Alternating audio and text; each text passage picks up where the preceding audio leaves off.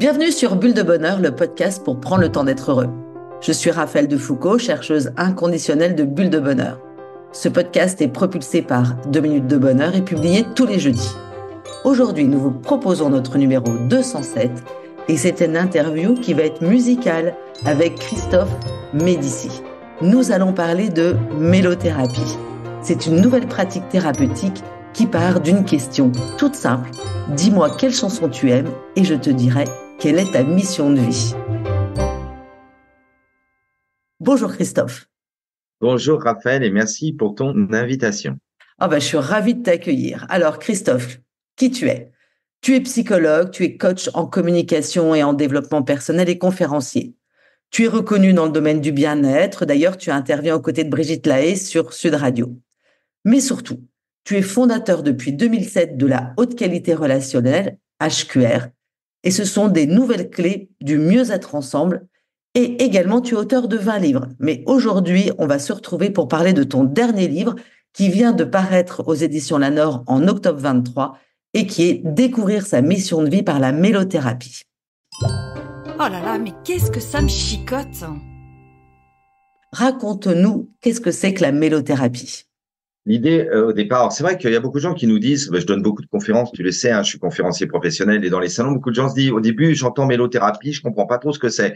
Moi, je leur dis, écoutez, c'est très simple. Mélo, ça vient du grec mélos, qui veut dire chant cadencé, chant avec de la musique, et thérapie, thérapène, du grec, le soin. Donc, la mélothérapie, c'est la thérapie grâce au chant. Mais, avec mon co-auteur Philippe Mazet, qui est psychanalyste jungien, tu sais qu'on a coécrit ce livre, qui est, Absolument. En plus, c'est pas accessoirement, mais mon meilleur ami.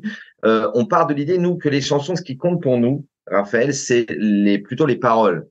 On s'est dit que si on aime une chanson depuis 1 an, 3 ans, 5 ans, 10 ans, 15 ans, et toi comme moi t'en aimes, on est d'accord, et quand tu les réécoutes par hasard ou volontairement, qui sur Nostalgie, qui sur radio, peu importe, radio Chérie FM, eh bien elle te touche, et elle te touchera encore 5 ans, 10 ans, 15 ans après, et surtout, certains passages de cette chanson vous touchent toutes et tous, eh bien, ça a du sens dans votre inconscient, ça dit quelque chose de votre psychisme, ça dit quelque chose de votre histoire de vie. Et l'idée, c'est, dis-moi quelle chanson tu aimes, je te dirai quelle est ta mission de vie. Parce que ça fait des années que je suis passionné par le thème de la mission de vie.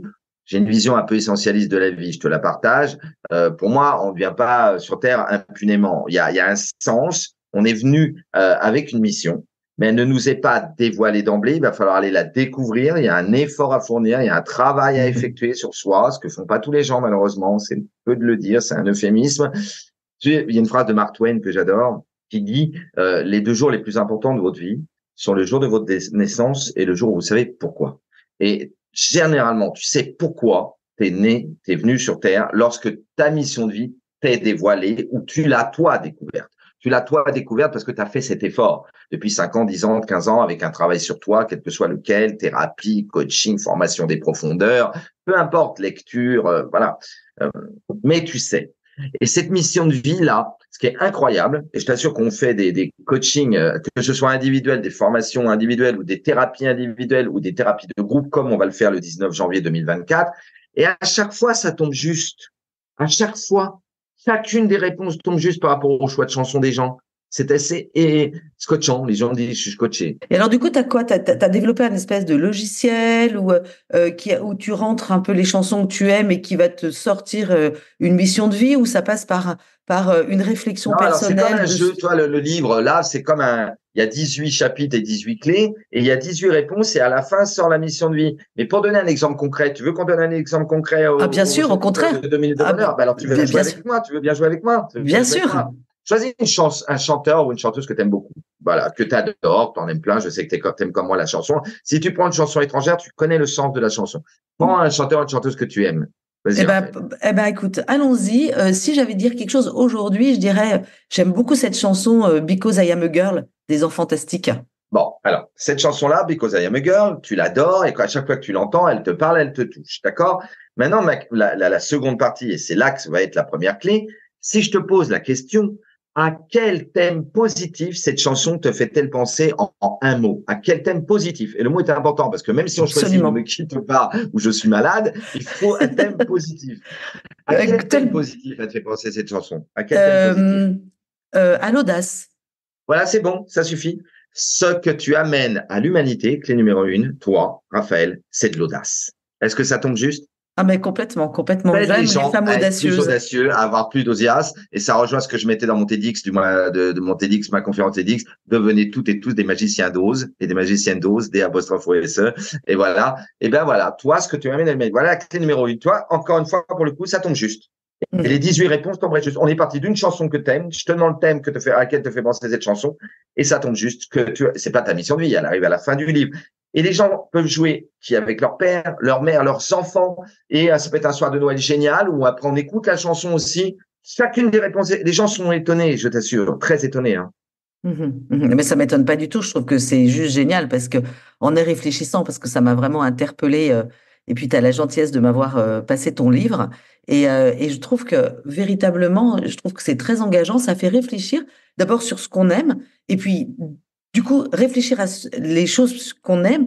Quelque part, on fait une introspection hyper positive de soi. Et du coup, je trouve ça vraiment intéressant. C'est intéressant, d'autant plus que tu sais, Jung il disait, venez avec vos rêves et on va travailler en profondeur par rapport à vos rêves pendant les séances. Nous, les gens, ils viennent pas avec leurs rêves, ils viennent avec leurs chansons. Et venant avec leurs chansons, tu sais, mon meilleur ami dit toujours, en fait, la chanson, c'est de la thérapie des gens qui savent pas qu'ils font une thérapie. En fait, ils font une thérapie par les chansons, mais ils ne le savent pas. C'est Monsieur Jourdain. En fait, c'est la thérapie de Monsieur Jourdain dans Le Bourgeois gentilhomme. Tu vois. L'autre jour, Vianney sur le plateau de France 5 samedi dernier, avant le Téléthon. On était en décembre là, à ce moment-là. Hein, on était en décembre, début décembre. Il disait, vous savez. C'est impossible de dire ça, mais pour moi, les chansons que j'écris sont thérapeutiques. Il le disait pour lui, parce qu'il dit, je suis un écorché vif, et donc, en tant qu'écorché vif, j'écris des chansons, c'est ma thérapie. Mais les êtres humains qui aiment les chansons de Vianney et qui se reconnaissent dans les chansons de Vianney, lui, il les appelle des écorts cachés. Il dit beaucoup d'êtres humains ne sont pas des écorchés, mais des écorts cachés. Eux-mêmes font une thérapie en aimant les chansons de Vianney. Parce que c'est la triangulation de l'art dans Mensonges romantiques et vérité romanesque, tu te rappelles, de Gilbert Durand. Il y a l'œuvre, il y a le créateur et il y a celui qui la consomme, mais qui la goûte. Le mot consomme n'est pas beau, mais qui la goûte. Et c'est bien là qu'on se retrouve au niveau de l'œuvre. Au niveau de l'œuvre, tu vas écouter une chanson de Vianney, je vais écouter une chanson de Vianney, tous les auditeurs de Minutes de Bonheur vont écouter une chanson de Vianney, ils vont pas entendre la même chose. Ils ne vont Absolument. pas entendre la même chose. Et c'est ça qui est intéressant dans la mélothérapie, c'est de dire, vous, pourquoi cette chanson de Goldman vous parle-t-elle?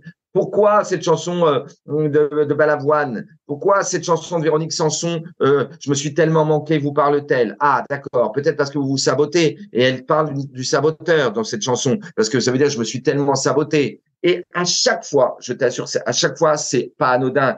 Et c'est Mais ça c'est une ça qui est chanson. intéressant. Mais absolument, absolument. Et puis je trouve qu'il est vrai que toute personne qui écrit des chansons, tout auteur le fait dans un sens, en fin de compte. Et finalement, ça nous touche. Tu vois, si j'avais pas besoin de parler d'une autre chanson que moi j'aime bien la chanson de Black M sur ma route.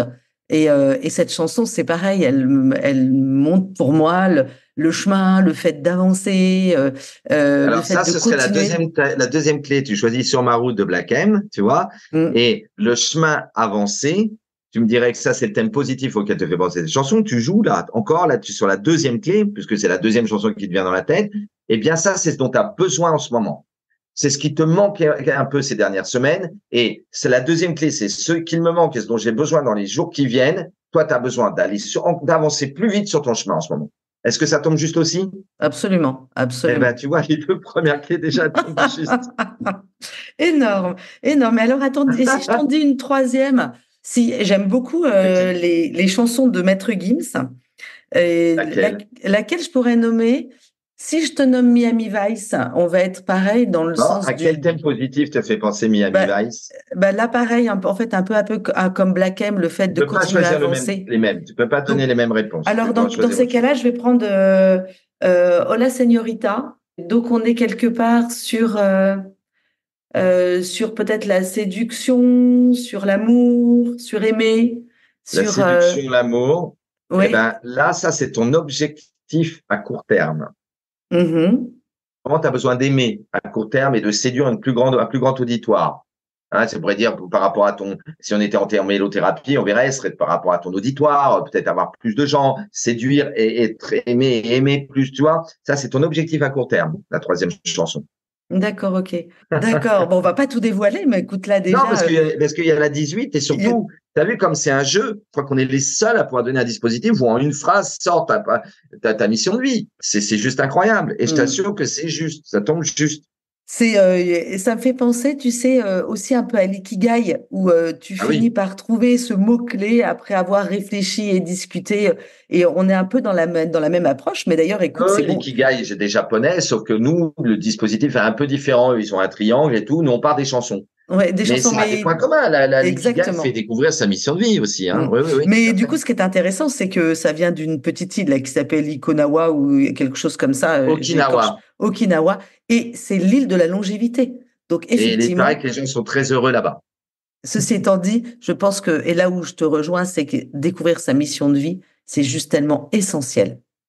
Et que c'est ça, en fait, qui est le moteur de la vie. C'est ça qui donne de la motivation, qui donne envie d'avancer.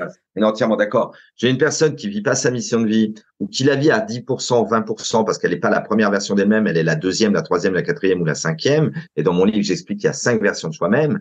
Et or, d'après les coachs américains, je donne souvent des conférences, il y a que 10% des gens qui sont la première version d'eux-mêmes et qui vivent la vie de leur rêve. Les autres sont 30% la deuxième, 25% la troisième, 25% la quatrième et 10% la cinquième. Bon, voilà. L'idée est bien, tu le sais comme moi, nous sommes des accompagnants tous les deux, d'aider chaque humain à devenir une meilleure. Je dis pas la meilleure, mais en tout cas une meilleure version de soi-même. Si je vois une personne est en troisième version, si déjà je l'ai aidé à passer deuxième version d'elle-même, j'ai fait mon travail de coach, de life coach. On m'appelle le Tony Robbins français.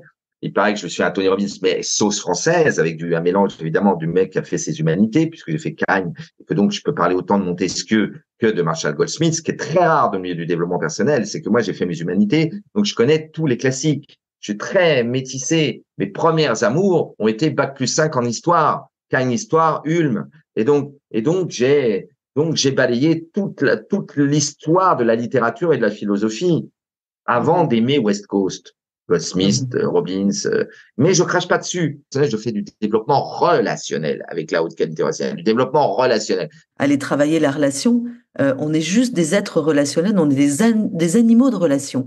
Et cette relation, elle est tellement importante. Ce lien qu'il y a entre les hommes, il est juste fondamental pour vivre et être heureux. D'ailleurs, bon, écoute, cette étude d'Harvard que mes auditeurs connaissent par cœur sur le bonheur que j'aime tant et qui a démontré que les gens les plus heureux sont des gens qui sont en lien avec leur entourage.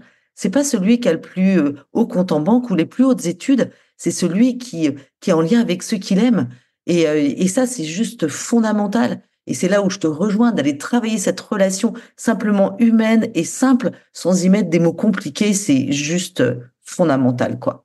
Et tu as tout à fait raison. Et l'étude à laquelle tu fais référence, c'est celle de Robert Waldinger, qui a fait une Ouais, grande recherche et dont le TEDx est un des plus je regardés depuis l'adore. 2015.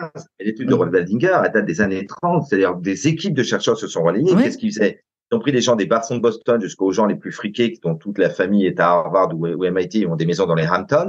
Et on essayé de voir qu'est-ce qui fait une vie épanouie. Et qu'est-ce qui fait une vie. Alors, ça, moi, ça me touche d'autant plus que quand j'ai créé la HQR, ça m'a été donné dans ma tête. Donc, on peut penser que c'est donné. Je connaissais pas Robert Waldinger ni cette étude d'Harvard.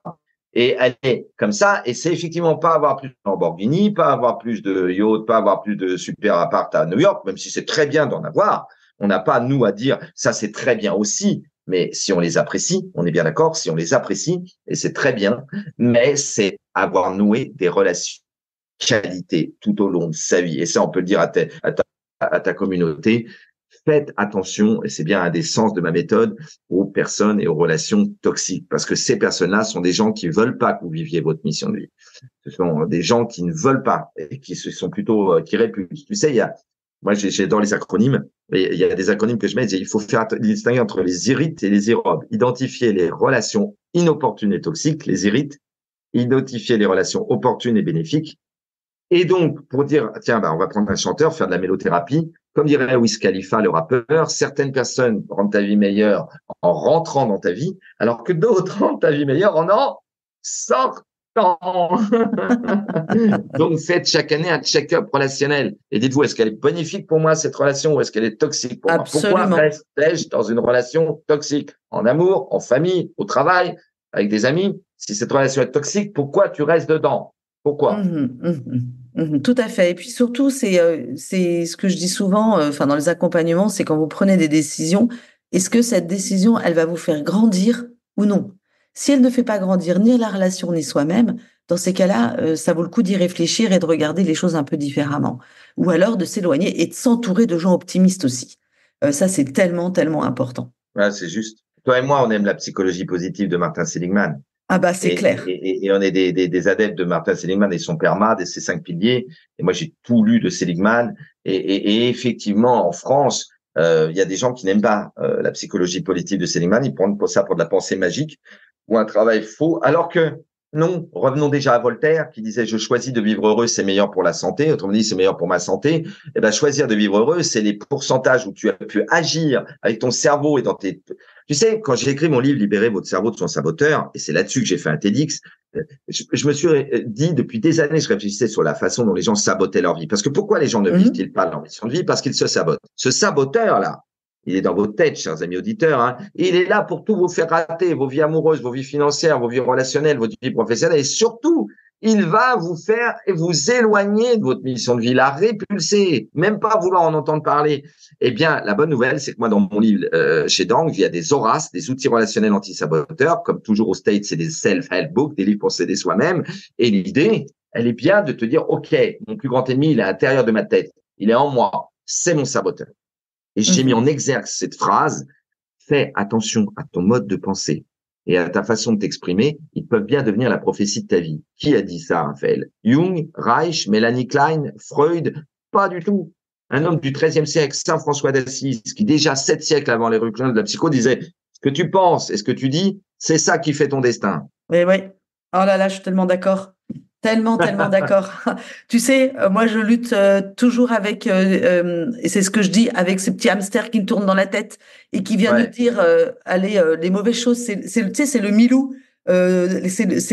Milou, tu sais, les deux Milou, tu as celui avec l'ange et puis celui avec le diable. Et il y en a un qui dit que des pensées négatives et l'autre que des pensées positives. Et je trouve qu'on est très souvent, on a tout ça. Maintenant, c'est apprendre à faire taire justement celui qui nous fait tourner le hamster dans la roue, qui nous fait parler d'émotions négatives et en fait qui finalement nous sabote. C'est tellement vrai. C'est tellement Ouais. C'est vrai. pour ça que je crois vraiment au problème du saboteur. Vraiment, Ah vraiment. oui, vraiment complètement d'accord. Mais écoute, en tous les cas, cette mélothérapie, je trouve que c'est véritablement passionnant, hein. Je dis encore à nos auditeurs, hein, venez donc à cette soirée le 19 janvier. Alors, on va Je passer trouve un que bon ça moment vaut et en chantant, un moment en exactement en chantant et chantant. enrichissant et t'aider à devenir, ouais, en chantant. Exactement. Et puis je peux Et dire aussi aux on a un auditeurs. pianiste avec nous, on a un pianiste avec nous qui entonne les passages des chansons que les gens choisissent. D'accord, ok, génial. Et encore une chose, c'est que le 19 janvier, je viendrai. Et du Ah ben, coup, tu seras présente, alors là, j'y tiens, hein. J'y absolument, tiens. absolument, je Ouais, serai j'y là. tiens. Allez, je change de regard. Bon, passons à la deuxième partie de notre interview, nos petites questions. Christophe, dis-moi, qu'est-ce qui te rend heureux dans ton quotidien? Alors, je vais pas t'étonner.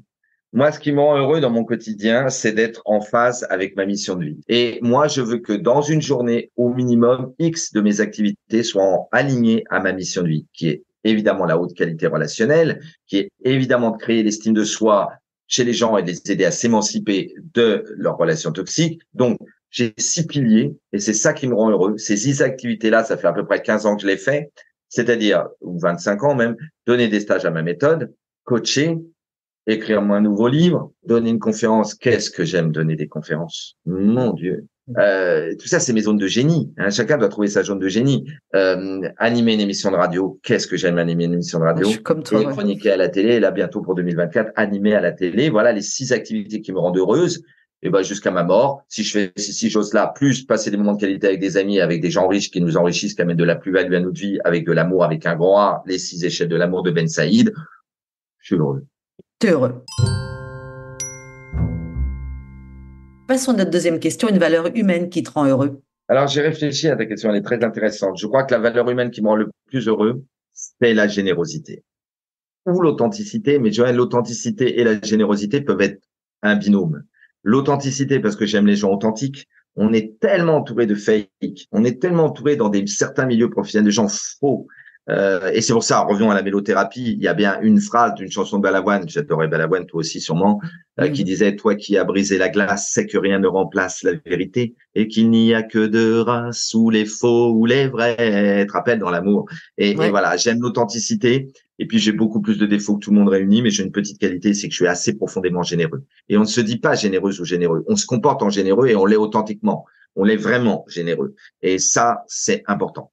Et pour ma définition de la générosité, et c'est ça vraiment la réponse à ma question, c'est un proverbe d'un anonyme géorgien qui disait « Ce que je sais, si je vous le donne aujourd'hui, je le garde pour la vie. Si je le garde, je le perds. » Tout notre savoir, tout ce qu'on a appris, il est juste fait pour être transmis.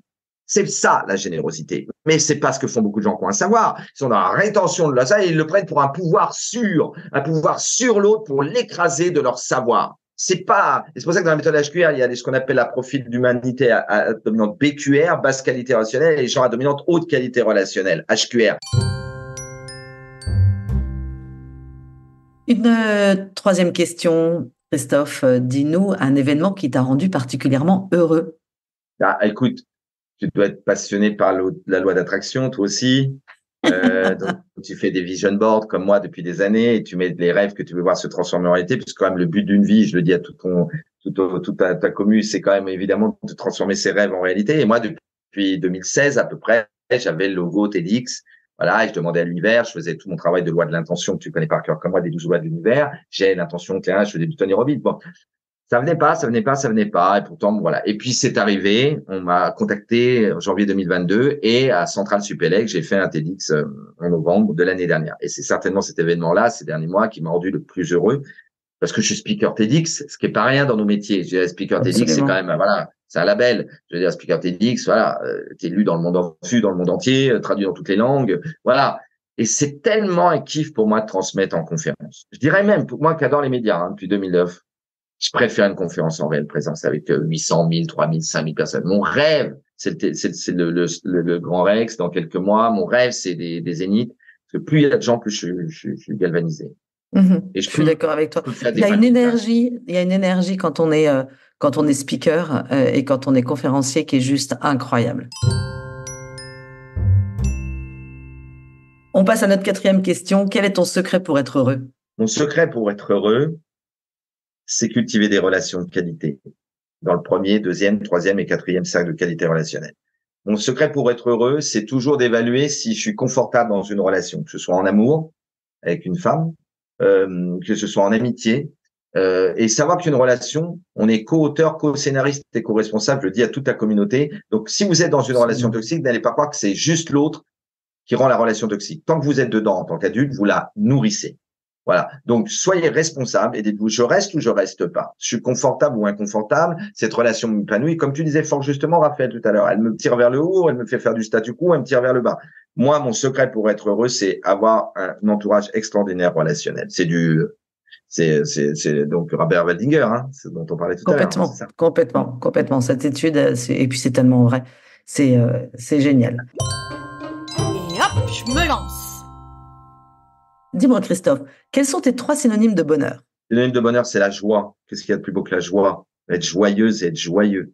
Ça, c'est synonyme de bonheur. Des moments de joie ou de liesse quand on est à plusieurs. Parce que la synonyme de la joie quand on est à plusieurs, c'est la liesse.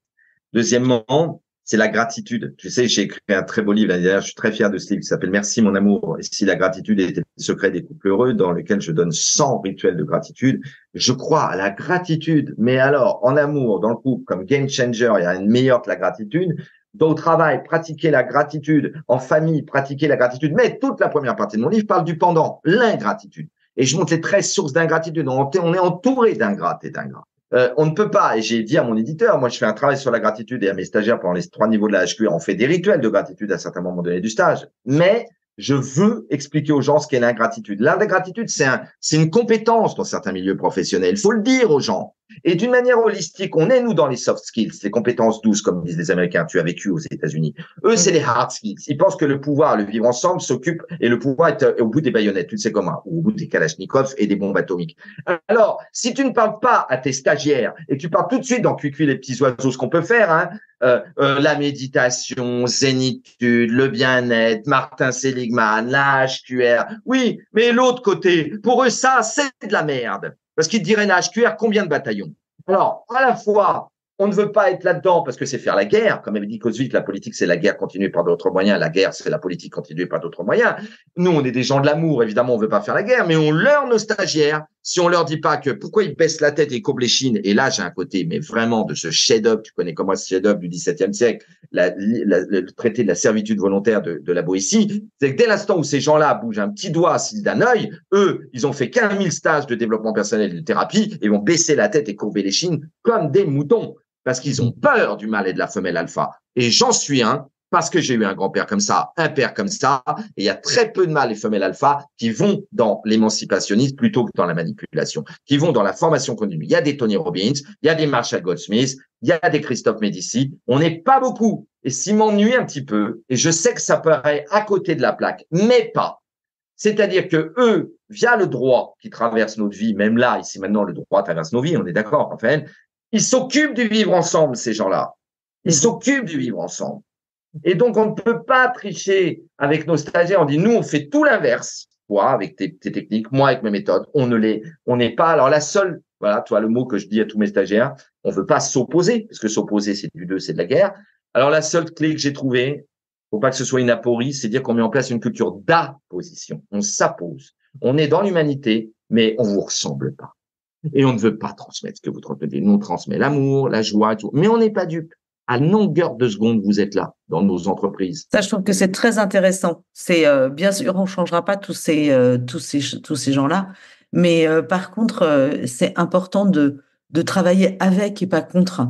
Et, et ça, je trouve que c'est très intéressant. Et qu'aujourd'hui, toutes les manières, toutes les études le démontrent, la neuroscience est en train de le démontrer, c'est que les émotions positives, quelque part, ça augmente productivité, engagement et motivation, qui sont des termes qui parlent terriblement à toutes ces personnes de mâle alpha ou de femelle alpha. C'est des mots qui leur parlent. Et du coup, je trouve que ce qui est intéressant, et ça, c'est quelque chose que je suis en train de développer justement pour intervenir en entreprise et pour aller parler de ça. Combien les émotions positives vont développer chez des collaborateurs engagement, motivation. Et du coup, c'est quand même hyper positif, quoi, hyper intéressant. D'accord avec toi, Raphaël. Et il faut qu'on se batte pour ça. Exactement. Et plus on va être nombreux à en parler, plus on va pouvoir essaimer. Et puis surtout, je pense que c'est le fait de le vivre, de l'avoir testé, pour voir combien ça fonctionne.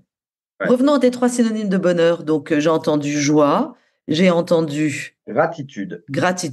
Et le 3e? Certainement, moment de qualité avec les gens que j'aime. Je crois beaucoup au moment de qualité dans la mouvement des 5 langages de l'amour que tu connais aussi bien que moi, de Gary Chapman. De Gary Chapman. Les moments de qualité. Passer un moment de discussion au restaurant avec un de ses meilleurs amis, c'est un moment de qualité. Je dis, voilà. Avec un amour, qu'une femme, un moment de qualité avec la femme qu'on aime. Ça, c'est sûr que ce sont des synonymes de bonheur, ça c'est clair. On passe à notre dernière question, Christophe. En 2 minutes, qu'est-ce que tu as envie de proposer à nos auditeurs pour qu'ils soient plus heureux? Alors, je vais leur dire très du fond de mon cœur, c'est mon combat depuis que je fais nos métiers, de la formation et du coaching. Pratiquer vraiment au quotidien l'écologie relationnelle.